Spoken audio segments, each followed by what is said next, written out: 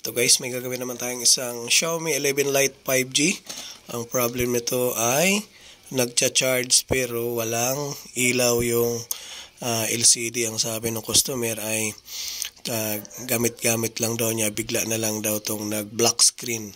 So ito guys, ang kadalasan kasi error na mga ganito ay sa CPU. Kaya ang gagawin natin, babakbakin natin yung CPU nito. Ayan. Nilinis muna natin. Tapos tatanggalin natin yung mga frame sa gilid para madukot natin yung pinaka-CPU. Ayan. So pag tinest ko naman siya guys, nagcha-charge talaga, normal yung charging, pero wala akong nakikitang display. Nga lang, madali lang siya matrace bakit sa CPU ang error. Kasi pag sinaksakan mo ng charger sa schematic charging, tapos i-power on mo, hindi nagda-drop ang kuryente. Ibig sabihin, patay yung patay yung pinaka-system. Kasi kung buo yung system niya guys, pag sinaksak mo sa charger tapos pinower on mo, dapat magda-drop yung voltage ng battery. So kaya madali natin na trace na CPU siya kasi hindi siya nagda-drop. Naka-stable lang yung charging, nakalagay lang siya na 1.3. Pero pag i-power on mo na naka-charge, hindi siya nagda-drop. Ibig sabihin, patay yung pinaka-system nito, kaya no choice tayo kundi babakpakin natin yung pinaka-CPU niya. Yan, tinanggal muna natin yung mga frame kasi para madukot natin ng maigi yung pinaka-CPU. Yun yung madali siyang hulihin guys, kasi pag mga black screen, may mga style ng black screen kasi kung charge mo, normal yung charging, pero pag pinower on mo, minsan may vibrate na lumalabas, may ganun ang senaryo, magba-vibrate siya, o kaya minsan naman pag pinower on mo, makikita mo sa schematic charging na nagda-drop yung kuryente. Ibig sabihin, buo yung pinaka-system nito.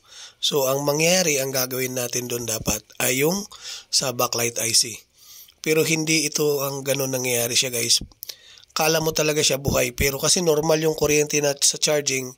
Nga lang, ang error nito yung CPU. Ang overheated siya, kaya ang last option lang talaga ay i-re-reball natin. Yun lang ang tanging paraan para mag-back to normal.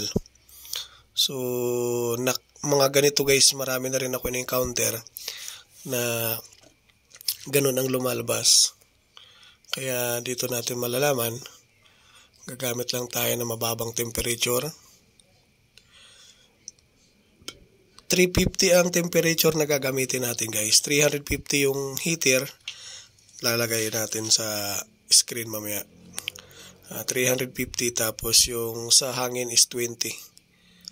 Na 20% lang yung ipapalabasin natin para hindi siya mabugbog yung CPU. Kasi pag sobrang lakas yung hot air na init ang lalabas, may chance na hindi natin magagawa yung ganito. So baka pwede mapuruhan pa siya, pwedeng hindi natin magawa.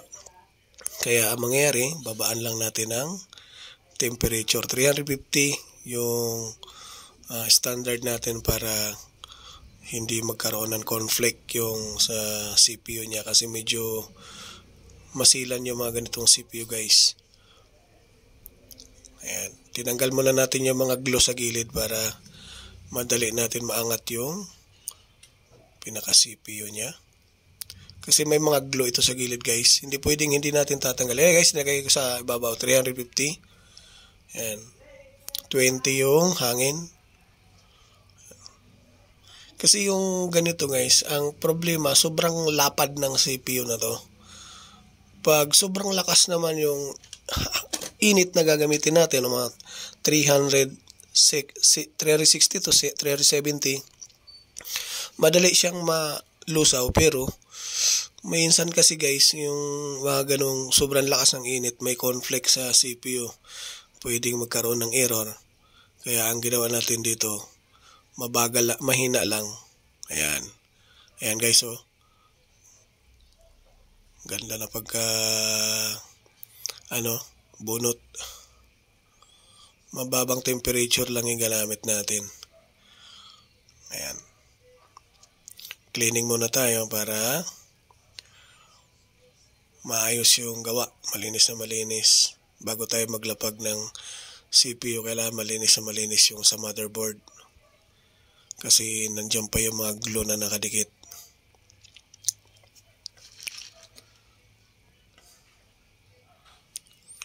Ayan.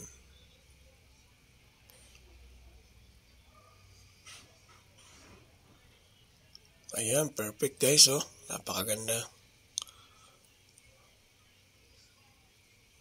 Kailangan kasi malinis sa maingay para good yung babagsakan. Ayan. Minsan yung kakaroon ng error talaga siya guys. Pag naka-Hyper OS na kasi na version, sobrang sagad na niyan. Ang nangyayari, mas maraming namamatay pag namamatay yung CPU kasi sobrang init na. Kaya payo ko sa mga ganito, pwede pa naman i-downgrade kung maaari i-downgrade ninyo para hindi mamatay yung unit. Kasi pag masyado mataas ang version, di kakayanin talaga. Tulad nito guys, pag mga ganito kasi, mga Hyper OS na ito, yung ganito mga kusang namatay. Yung gamit-gamit mo lang siya, bigla na lang siya namatay. Mataas ang version yan pag ganyan. Yung MIUI, mataas ang version. Kaya nangyayari, nag-overheat yung CPU. Kaya automatic, kababagsan, patay talaga siya guys. Yan na guys, lalapag na natin yung CPU. Ayan. Kunting-kunti lang nilagay natin dyan para hindi susuka. Gagalaw kasi yung CPU niya pag maraming flux. Ayan, konti lang talaga. Yung parang nakapatong lang siya guys. Ayan. Medyo masila ng kaunti kasi itong mga ganito. Kaya dobling ingat. Yung ginawa nga natin dito, yung temperature binabaan ko. So 350 para siguradong magagawa natin. Kasi pag mataas masyado, minsan na hindi na gumagana yung CPU. Kaya ito, ang chance natin siguro dito mga 85% na mabubuhay natin kasi yung system yung yung system yung patay.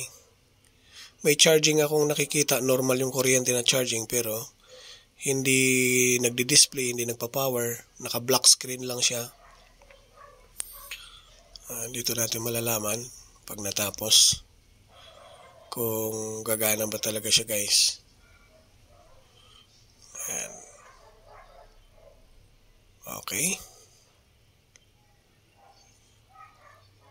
Ayan, pasayawin natin ng kaunti talaga yan para gumalaw. Paggalawin ng kaunti. Pag gumalaw, ibig sabihin, dikit na yan sa loob. Basta gumalaw lang ng kaunti. Ayan, gumalaw na guys. Okay na to guys. Gumalaw na siya. Ayan. Palamigin lang natin tapos lipat na natin sa LCD. Ayan, tingnan natin. Tanggalin muna natin guys kasi malamig na to. Titest natin sa LCD kung magcha-charge, magpa-power. Ayan. May mga ganito ko mga tanggap guys. Kadalasan mga Hyper OS na siya. Yun madalas namamatay talaga. Pag naka-Hyper OS na siya. Yung kusa lang namamatay. Gamit-gamit mo.